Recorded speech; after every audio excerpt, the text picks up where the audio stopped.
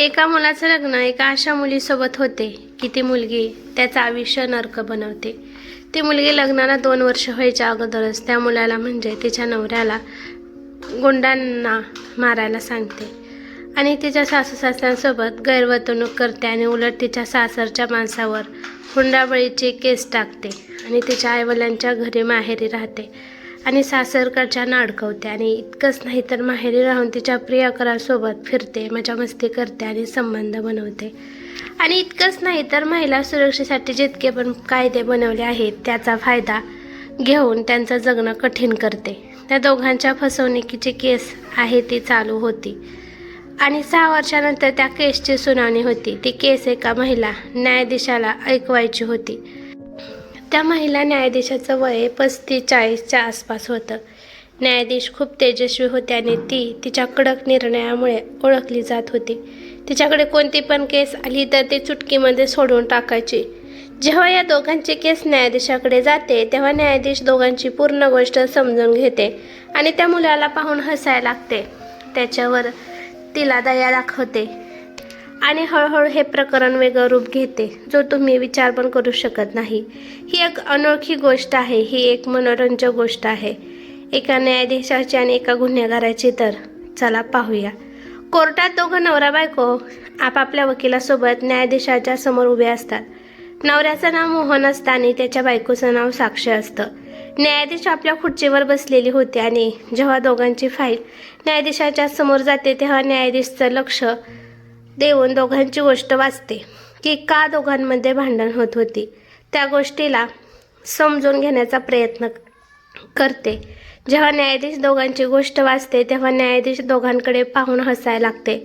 हा जो मोहन होता तो एक सरकारी शिक्षक होता आणि तो सरकारी शाळेत शिकवत होता। न्यायाधीश मोहनकडे बघून म्हणते, तुम्ही शिक्षक आहे, तुम्ही मुलांना शिकवता, तुमची वर्तणूक बघून तर नाही वाटत की तुम्ही शिक्षक आहे। तर मोहन म्हणतो की न्यायाधीश, मी शिक्षक आहे आणि मुलांना शिकवतो, पण तुम्ही माझ्याबद्दल असं का बोलत आहे? तेव्हा न्यायाधीश म्हणते की तुमच्या बायकोने तक्रारीत लिहून दिले आहे की त्यांच्यानुसार तुम्ही तुमच्या बायकोला मारता, परेशान करता, त्यांच्या माहेरच्यांची तुम्ही इज्जत पण करत नाही। इतकंच नाही तर तुमच्या घरी त्यांचा नातेवाईक आला तरी तुम्ही त्याला उलटसुलट बोलून घरातून बाहेर काढून देता आणि लग्नात खूप हुंडा घेऊन सुद्धा तुम्ही त्यांच्यावर हुंड्यासाठी दबाव टाकता। इतकंच नाही तर तुम्ही तुमची बायको इतकी सुंदर असताना, दिसायला बरी असताना दुसऱ्या मुलींसोबत संबंध बनवता। ही वर्तणूक एका शिक्षकाची तर नाही असू शकत। तेव्हा मोहन म्हणतो की न्यायाधीश, बघा हे सर्व खोटं आहे, मी काहीच नाही केलं, मला फक्त आणि फक्त फसवलं जात आहे। तेव्हा न्यायाधीश त्याची बायको साक्षीला विचारते की साक्षी, तू सांग की तू जे काही तक्रारीमध्ये लिहून दिलं आहे, नमूद केलं आहे, ते खरं आहे की खोटं आहे? साक्षी काही बोलायच्या अगोदर साक्षीचे वकील न्यायाधीशाला म्हणतात की न्यायाधीश, हा माणूस 1 नंबरचा खोटारडा आहे। लग्नाच्या पहिल्या रात्रीपासूनच या माणसाने साक्षीला परेशान करून सुरू केलं होतं। हुंड्याच्या पैशासाठी तिला मारतही होता। न्यायाधीश वकिलाला म्हणते की वकील साहेब, तुम्ही थोडं शांत राहा, ज्याच्यासोबत जे झालं तिला बोलू द्या। न्यायाधीश साक्षीला म्हणतो की साक्षी, तू खरं सांग की तू जे काही तक्रारीमध्ये लिहून दिलं आहे ते सर्व खरं आहे का खोटं आहे? साक्षी म्हणते की मॅडम, मी जे काही तक्रारीमध्ये लिहून दिलं होतं ते एक ना एक शब्द खरं आहे, मी खोटं बोलत नाही आहे।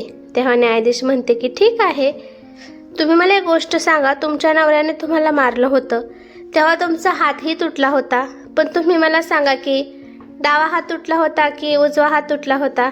साक्षी म्हणते की मॅडम, माझा उजवा हात तुटला होता। तेव्हा न्यायाधीश म्हणते की परत एकदा विचार करून सांगा की तुमचा कोणता हात तुटला होता? तेव्हा साक्षी म्हणते की न्यायाधीश, मी बरोबर बोलत आहे, माझा उजवा हात तुटला होता। तेव्हा न्यायाधीश म्हणते की मला एक सांगा, तुमचा उजवा हात कोणता आहे आणि डावा हात कोणता आहे? साक्षी म्हणते की मॅडम, माझा हा वाला हात तुटला होता। तेव्हा तिला न्यायाधीश म्हणते, तुम्ही जो हात दाखवता आहात तो हात तुमचा उजवा हात नाही, तर तो तुमचा डावा हात आहे। आता थोडी साक्षी हडबडते आणि म्हणते की मॅडम, मी विसरले होते की माझा हात तुटला होता। तेव्हा न्यायाधीश म्हणते, बघा, जर एखाद्या व्यक्तीचा हात तुटला तर आयुष्यभर आठवणीत राहतो आणि त्याचा कोणता हात तुटला होता, पण तुम्हाला जर आठवतच नाही आणि विचार करायला वेळ लागत आहे की तुमचा उजवा हात तुटला होता का डावा हात तुटला होता. तेव्हा न्यायाधीश साक्षीला विचारते की हात तुटल्यावर तुम्ही कोणत्या रुग्णालयात गेला होतात उपचार करण्यासाठी. तेव्हा साक्षी म्हणते, मॅडम मला रुग्णालयाचं नाव आठवत नाही. तेव्हा न्यायाधीश म्हणते, बघा जर तुमचा हात तुटला होता तेव्हा तुम्ही एकदा नाही खूप वेळा तुम्हाला रुग्णालयात जावं लागलं असेल. आणि तुम्ही तर शिकल्या सवरलेले आहात आणि तुम्ही तर ग्रॅज्युएशन पूर्ण केलेलं आहे, तर तुम्हाला रुग्णालयाचं नाव लक्षात असायला पाहिजे. तेव्हा साक्षी म्हणते की मॅडम मला रुग्णालयाचं नाव आठवत नाही. तेव्हा न्यायाधीश म्हणते की ठीक आहे, तुम्ही घरून रुग्णालयात कोणत्या साधनाने गेला होता. तेव्हा साक्षी म्हणते, मॅडम मला ते पण आठवत नाही. तेव्हा न्यायाधीश म्हणते, ठीक आहे, जर तुम्हाला हे आठवत नाही तर काही हरकत नाही. तेव्हा न्यायाधीश मोहनला विचारते की मोहन तुम्ही सांगा, तुम्ही पण तक्रारीमध्ये लिहून दिलं आहे की साक्षीच्या घरच्यांनी तुम्हाला मारलं तेव्हा तुमचा पाय देखील तुटला होता. तुम्हाला आठवत आहे की तुम्ही पण सर्व विसरले आहात. तेव्हा मोहन म्हणतो की मॅडम मी कसं विसरू, मला सर्व आठवत आहे. त्यावेळी 9:30 वाजले होते आणि मी शाळेत चाललो होतो. तेव्हा साक्षीचे वडील आणि तिचा भाऊ मला थांबवतात आणि तिथे 2-3 लोक आले आणि ते सर्वजण मिळून मला मारायला लागतात. काही लोक मला काठीने मारतात, ज्याने माझा पाय तुटला होता आणि मी जमिनीवर पडलो आणि मी रडत होतो. तेव्हा माझ्या गावातील काही लोक मला वाचवण्यासाठी पळाले. तेव्हा मला मारणारे लोक पळून गेले होते. त्यानंतर माझी बहीण आणि माझे दाजी मला उचलून रुग्णालयात भरती केलं आणि तिथे डॉक्टर पाटील बसलेले होते आणि त्यांनी माझ्यावर उपचार केले आणि पूर्ण 1 महिना मी बेडवर पडलेला होतो आणि माझी आई एका लहान मुलासारखी माझी काळजी घेत होती. मी हे सर्व माझ्या पूर्ण आयुष्यात नाही विसरू शकत. एवढं सर्व बोलल्यानंतर मोहन न्यायाधीशाच्या समोर जोरजोरात रडायला लागतो. तेव्हा साक्षी मोहनला म्हणते की जसं तुम्ही कराल तसं तुम्ही भराल, ते तर तुम्ही देवाचे आभार माना. त्या दिवशी तुम्ही वाचलात, नाही तर माझ्या वडिलांनी तुम्हाला जिवंत नसतं सोडलं आणि मारून टाकलं असतं. तुम्ही फक्त बघत राहा, यापेक्षाही खराब हाल होणार आहे. आणि साक्षीचा जो वकील आहे तो तिला चूप बसायला सांगतो आणि म्हणतो की साक्षी चूप बसा, तुम्ही न्यायाधीशांच्या समोर काय बोलत आहात. तेव्हा न्यायाधीश साक्षीच्या वकिलांना म्हणते की वकील साहेब तुम्ही त्यांना बोलू द्या, तुम्ही त्यांच्यामध्ये का बोलत आहात. जर तुम्ही लोक मध्ये नसते आले तर सर्व केस मी चुटकीमध्ये सोडवली असती. तुम्ही लोकांमुळे केस लांबत आहे, नाहीतर खरं काय खोटं काय हे समोर येण्यासाठी वेळ लागत नाही. तेव्हा वकील साहेब न्यायाधीशासमोर हात जोडून क्षमा मागतात आणि म्हणतात की ठीक आहे, तुम्हाला जे विचारायचं आहे ते विचारा, मी मध्ये नाही बोलणार. न्यायाधीश मोहन आणि साक्षीला विचारतात की तुम्ही एक गोष्ट सांगा, तुमच्या दोघांमध्ये भांडण करण्याचं खरं कारण काय होतं. तुम्ही एकमेकांसोबत का भांडत होते. तेव्हा साक्षी म्हणते की मॅडम माझा नवरा सरकारी शिक्षक आहे, सरकारी नोकरी करतात, त्यांची पगार 60-65 हजाराच्या जवळपास आहे, पण ते मला पगारातला 1 रुपया नाही देत आणि वरून माझ्या नातेवाईकांवर शक करतात. पण जेव्हा त्यांचे नातेवाईक घरी येतात तेव्हा त्यांचा मान सन्मान करतात, त्यांच्यावर पैसासुद्धा खर्च करतात. ठीक आहे, मला काही अडचण नाही, मला या सगळ्यापासून पण काहीच अडचण नाही, पण लग्नापासूनच मला मारत होते, परेशान करत होते, हे सर्व मला सहन होत नव्हतं. उलट त्यांचे तर असे विचार आहे की लग्न करून मला आणलं तर मी त्यांची गुलाम आहे. मग न्यायाधीश मोहनला विचारतात की मोहन तुम्ही सांगा की तुमच्यामध्ये भांडण का होत होती आणि तुम्ही साक्षीच्या नातेवाईकांची इज्जत का करत नव्हता. तेव्हा मोहन म्हणतो की मॅडम कोणत्या नातेवाईकांबद्दल तुम्ही बोलत आहात. आमच्या घरी साक्षीचे नातेवाईक येत होते, ते सगळे मुलं येत होते आणि मी जेव्हा पण साक्षीला विचारत होतो की कोण आहे तर ती कधी म्हणत होती की भाव आहे, म्हणत होती काकाचा मुलगा आहे, कधी म्हणत होती मित्र आहे, कधी म्हणत होती मामाचा मुलगा आहे. साक्षीला भेटायला असे सगळे लोक येत होते आणि साक्षी त्यांच्यासोबत फिरायला पण जात होती आणि मला दरवेळेस म्हणत होती की मी माझ्या भावासोबत जात आहे फिरायला, संध्याकाळी घरी येईल. मी तिला विचारत होतो तर ती काहीच सांगत नव्हती आणि दिवसभर त्या लोकांसोबत फोनवर बोलत होती. आता मी छोटा मुलगा थोडी आहे की मला काहीच कळत नाही की माझी बायको त्या लोकांसोबत काय करत आहे. मी जर काही बोललो तर उलट मला समजावत होती, माझ्यावर रागवत होती आणि धमकी देत होती की मी तुमच्या घरच्यांना गायब करेन. आणि तुम्हाला मारून टाकेल. मॅडम, मी माझ्या बायकोपासून खूप परेशान झालो आहे आणि 6 वर्ष झाले मी कोर्ट कचेरीच्या चक्कर मारत आहे. माझं आयुष्य पूर्ण खराब झालं आहे. कधी कधी मला समजत नाही की माझं घर परिवार सांभाळू, माझ्या आईवडिलांना सांभाळू, का माझी नोकरी सांभाळू, का कोर्ट कचेरीचे चक्कर मारू, का माझ्या बायकोला सांभाळू. मी खूप परेशान झालो आहे. माझी पगार जितकी येते त्यातले 20,000 साक्षी घेते आणि त्या पैशातून ती मज्जा मस्ती करते, लोकांसोबत फिरायला जाते. तिला तर काही टेन्शनच नाहीये. न्यायाधीश, मी तुम्हाला हात जोडून विनंती करतो की माझ्या बायकोपासून माझी सुटका करून द्या. मला तिच्यासोबत राहायचं नाहीये. मी खूप कंटाळून गेलो आहे. लगेच साक्षी मोहनला म्हणते की मी इतक्या लवकर तुम्हाला सोडणार नाहीये आणि म्हणते की मी तुम्हाला जगू नाही देणार. आणि तू जे 20,000 देत होते ना, आता तर मी असं काही करते की तुम्हाला तुमची पूर्ण पगार मला द्यावी लागेल. जर तुम्ही पैसे नाही दिले तर बघा मी तुमचे काय हाल करते. तेव्हा मोहन म्हणतो की न्यायाधीश बघा, जर ही मला तुमच्यासमोर अशी धमकी देते तर तुम्ही विचार करू शकता की जर माझ्यासोबत राहत असेल तर माझ्यासोबत काय काय करत असेल. मग न्यायाधीश साक्षीच्या वकिलांना म्हणतात की वकील साहेब, तुम्ही तर म्हणत होता की साक्षी तर खूप साधी मुलगी आहे, ती तर जास्त बोलतही नाही. ज्या प्रकारे ही कोर्टमध्ये तिच्या नवऱ्याला धमकी देत आहे तर खूप साधी गोष्ट आहे की घरी काय काय करत असेल. तर हा विचार तर तुम्ही पण करू शकता. तर वकील साहेब एकदम गप्प होतात आणि काही बोलूही शकत नाही. तेव्हा न्यायाधीश साक्षीला म्हणते की साक्षी, तुला पाहिजे तरी काय? तुला तुझ्या नवऱ्यासोबत राहायचं आहे का घटस्फोट घ्यायचा आहे? साक्षी थोडा विचार करते आणि म्हणते की मॅडम, मला माझ्या नवऱ्याकडून घटस्फोट पाहिजे, पण त्याच्या आधी माझ्या लग्नात जितका पैसा खर्च झाला होता तो महागारी पाहिजे आणि माझं हुंड्यातील सामान पण महागारी पाहिजे. तर मोहन म्हणतो की मॅडम, हे कोणतं सामान आणि हुंड्याची गोष्ट करत आहे? सगळं सामान तर तिच्या माहेरी जाताना घेऊन गेली. हुंड्यातला एक चमचा सुद्धा तिने ठेवला नाही. सगळं तर घेऊन गेले आहे. आता ही कोणत्या सामानाबद्दल बोलत आहे आणि उलट माझ्यावर हुंड्याची केस टाकून मला फसवत आहे. दर महिना माझ्याकडून 20,000 घेत आहे. तिच्या वडिलांनी आणि भावांनी तर माझा पाय मोडला होता. तर ही खोटं नाटक करत होती की मी हिचा हात तोडला आहे. पण न्यायाधीश, मी हिला मारत पण नव्हतो आणि मी हिचा हात पण तोडला नव्हता. ही खोट्यावर खोटं बोलत आहे. आता तर न्यायाधीशाला पण काही समजत नव्हते. त्यांना पण वाटत होतं की या दोघांच्या केसचा निर्णय ऐकून केस लवकरात लवकर बंद करावी.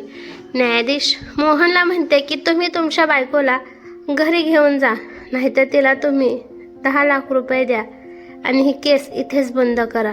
कारण तुमची बायको नोकरी करत नसल्याने तिला पुढील आयुष्य जगण्यासाठी पैशाची गरज पडेल. नाहीतर तुम्ही तिला घरी घेऊन जा, तिची इज्जत करा, तिला सोबत ठेवा. नाहीतर माझा तर हा आहे की तुम्ही 10 लाख रुपये द्या आणि केसला इथेच बंद करा. साक्षी ही गोष्ट ऐकून खूप जास्त खुश होते आणि न्यायाधीशाला म्हणते की मॅडम, 10 लाख रुपयामध्ये माझं काय होईल? मला 20 लाख रुपये पाहिजे. मोहन म्हणतो मी इतके पैसे कुठून आणू? मी माझं आताच नवीन घर बनवलं आहे. मी पहिलेच खूप कर्जात आहे. सध्या मी 2-3 लाख रुपये नाही देऊ शकत, तर 10 लाख रुपये कुठून देऊ? न्यायाधीश म्हणते की ठीक आहे, पैसे नाही देऊ शकत तर साक्षीला घरी घेऊन जा आणि तिच्यासोबत चांगले राहा आणि तिच्यासोबत भांडण करू नका. मोहन म्हणतो की न्यायाधीश, मी असं करू शकत नाही. मला माझ्या बायकोकडून घटस्फोट पाहिजे. हिने माझं आयुष्य खराब केलं आहे. आता मोहनला कोणताच रस्ता दिसत नव्हता. तेव्हा मोहन न्यायाधीशाला म्हणतो की मॅडम, मला 20 दिवसाचा वेळ हवाय. माझ्याजवळ एवढे पैसे नाही आहे. मला पैशाचा बंदोबस्त करावा लागेल. तर न्यायाधीश म्हणते ठीक आहे, मी तुम्हाला 25 दिवसाचा वेळ देते. तुम्ही 25 दिवसात पैशाचा बंदोबस्त करा. त्यानंतर तुम्ही कोर्टमध्ये या तारीख मिळेल तेव्हा तुमच्या केसची सुनावणी होईल. तेव्हा संध्याकाळ झाली होती. त्यावेळी कोर्टची कारवाई संपली होती. मोहन, साक्षी हे सर्व लोक वकिलासोबत कोर्ट बाहेर गेले. जेव्हा सर्व कोर्टाच्या बाहेर निघाले तेव्हा साक्षी मोहनच्या समोर उभी राहून त्याला धमकी देते की तेव्हा थोड्या वेळात न्यायाधीश त्यांच्या गाडीत त्यांच्या क्वार्टरजवळ जात होती. तेवढ्यात न्यायाधीशाची नजर मोहनवर पडली आणि न्यायाधीश बघते की मोहन कोर्टाच्या बाहेर सीडीवर बसलेला असतो आणि त्याची बायको त्याचे सासू सासरे आहेत ते सगळे त्याच्यावर ओरडत होते, रागवत होते. न्यायाधीश त्याच्या ड्रायव्हरला गाडी त्यांच्याजवळ न्यायला सांगते. मला त्याच्याशी बोलायचं आहे. आता न्यायाधीशचा जो ड्रायव्हर असतो तो गाडीला चालवतो आणि मोहनजवळ नेऊन थांबवतो. आता न्यायाधीश त्यांच्या गाडीचं काच खाली करतात आणि साक्षी जे काही बोलते ते सर्व गाडीत बसून चुपचाप ऐकते. साक्षी मोहनला म्हणत होते की तुम्ही न्यायाधीशासमोर माझा अपमान करत होते. आता तरी मी फक्त 20 लाखाची डिमांड करत होते. परत जेव्हा मी कोर्टमध्ये येईल तेव्हा 50 लाख रुपये मागेल. जर तुम्ही नाही दिले तर तुम्हाला घर विकायला लागेल आणि पैसे घेईल. असं जेव्हा साक्षी मोहनला बोलत होती तेव्हा लगेच न्यायाधीश बोलतात आणि म्हणतात की तुम्ही इथे काय करत आहात. आता साक्षी न्यायाधीशाच्या गाडीत बसलेलं बघून ती एकदम गप्प होते आणि तिच्या आईवडिलांसोबत आणि भावासोबत निघून जाते. न्यायाधीश तिथे उभे राहतात आणि मोहन तिथे बसलेला होता. न्यायाधीश मोहनला विचारतात की काय झालं, इथे तुम्ही काय बोलत होता. तर मोहन म्हणतं की मॅडम, मी माझ्या आयुष्यात खूप परेशान आहे. मी तिला खूप समजवण्याचा प्रयत्न करत आहे पण मला माहीत नाही तिला काय झालं आहे. ती दरवेळेस भांडतच असते आणि माझं बोलणं ऐकत नाही आणि मला म्हणत होते की जेव्हा कोर्टाची तारीख असेल तेव्हा मी आणि माझ्या घरचे तुम्हाला भेटतील तेव्हा मी 50 लाखाची डिमांड करेन. आता न्यायाधीश ऐकतात तेव्हा त्या मोहनला म्हणतात, हे बघ मोहन, तू खूप हुशार मुलगा आहे. मोहन बघ, आपल्या समाजात असे केस खूप येत असतात. कधी नवरा बायकोपासून परेशान असतो तर घटस्फोट घेतो, तर कधी बायको नवऱ्यापासून परेशान असते आणि ती घटस्फोट घेते. पण मी तुझे केस व्यवस्थित वाचले आहे आणि तुला एकच सांगेल की पैशाचा बंदोबस्त कर आणि तुझ्या बायकोपासून घटस्फोट घे. जर तू तिच्यासोबत राहायचा निर्णय घेशील तर तुझं आयुष्य असंच खराब होत राहील. तू आयुष्यात कधीच पुढे जाऊ शकणार नाही. मोहनला न्यायाधीशाचं म्हणणं पटलं आणि तो त्यांना म्हणतो की तुम्ही जसं म्हणाल तसंच मी करतो. तर मोहन तेथून त्याच्या घरी निघून जातो आणि 4-5 दिवस निघून जातात. तेव्हा तो आपल्या आईला घेऊन रुग्णालयात जातो. तेव्हा योगायोगाने ज्या न्यायाधीश मॅडम त्यासुद्धा तिथे असतात. त्या दिवशी रविवार असतो तर त्या पण तपासणीसाठी तिथे आलेल्या असतात. त्यांना BP आणि शुगरचा आजार असतो. त्या नेहमी रुग्णालयात येत असत तपासणीसाठी. मोहन आज जेव्हा न्यायाधीशाला बघतात तेव्हा तो पळत त्यांच्याकडे जातो आणि त्या पण त्याला ओळखतात आणि म्हणतात, हे की मोहन तू इथे काय करत आहे, कोणाला घेऊन आला आहे. तेव्हा मोहन म्हणतो की मॅडम, माझ्या आईला मी घेऊन इथे येत असतो. मॅडम, मला थोडा वेळ मिळेल का, माझ्याजवळ पैसे नाही आहेत, मी पैशाची व्यवस्था करत आहे, मला थोडा वेळ लागेल. तेव्हा त्याला न्यायाधीश म्हणते की मोहन बघ, आपण कोर्टातल्या गोष्टी कोर्टातच केल्या तर बरं राहील. मी तुला एक गोष्ट सांगते, जर तुला तारीख दिलेली आहे तर तू त्याच दिवशी पैशाची व्यवस्था कर. मोहन न्यायाधीशाला म्हणतो की मॅडम, तुम्हाला काय वाटते की मी माझ्या बायकोसोबत राहावं का तिला घटस्फोट द्यावा. तर न्यायाधीश म्हणते की हे बघ मोहन, ही तुमच्या दोघातली गोष्ट आहे, त्यात मी काही बोलू शकत नाही. तुला जे योग्य वाटते ते तू कर. इतकं सांगून न्यायाधीश निघून जाते आणि मोहन तिथेच त्याच्या डोक्याला हात लावून बसलेला असतो. हळूहळू 15-20 दिवस निघून जातात आणि कोर्टाची तारीख आणि वेळ निघून जाते. तेव्हा दोघं कोर्टात येतात. आता यावेळेस प्रकरण लवकर संपते. मोहन न्यायाधीशासमोर साक्षीच्या हातात पैसे ठेवतो आणि या गोष्टीवर घटस्फोट होतो. पण घटस्फोट झाल्यानंतर 10 दिवसानंतर कळते की जे 10 लाख रुपये साक्षीला दिले होते त्या पैशाने दुसरं लग्न करून तिच्या सासरी गेले आहे. इतकं सगळं झाल्यावर मोहनला खूप दुःख होतं पण तो काही करू शकत नाही. आता तो घरी त्याच्या आईवडिलांची सेवा करतो आणि त्याच्या कामात लक्ष देतो आणि त्याचं आयुष्य जगतो. नेहमी आपल्या समाजात असं पाहायला मिळते की खूप साऱ्या मुली अशा असतात की आपल्या नवऱ्याचं काही ऐकत नाही, तेच काम करतात जे त्यांना आवडेल. आणि खूप वेळेस तर असे पाहायला मिळते की मुलं पण काही कमी नाही आहेत, मुलं पण त्यांची कोणतीच गोष्ट ऐकत नाही, नेहमी त्यांच्या दुनियेत मग्न राहतात. पण असं करायला नाही पाहिजे. दोघांनी पण समजून निर्णय घेतला पाहिजे. जर दोघांमध्ये कोणी पण भांडण करत असेल तर दोघांमधून एकाने ऐकून घेतलं पाहिजे. जर दोघं भांडण करत बसले तर त्यांच्यात असेच भांडण होत राहतील आणि दोघांचं आयुष्य खराब होत राहील. ही कथा कशी वाटली ते मला कमेंट करून नक्की सांगा. कथा आवडली तर लाईक शेअर नक्की करा आणि चॅनलवरती नवीन असाल तर चॅनलला सबस्क्राईब करा. धन्यवाद.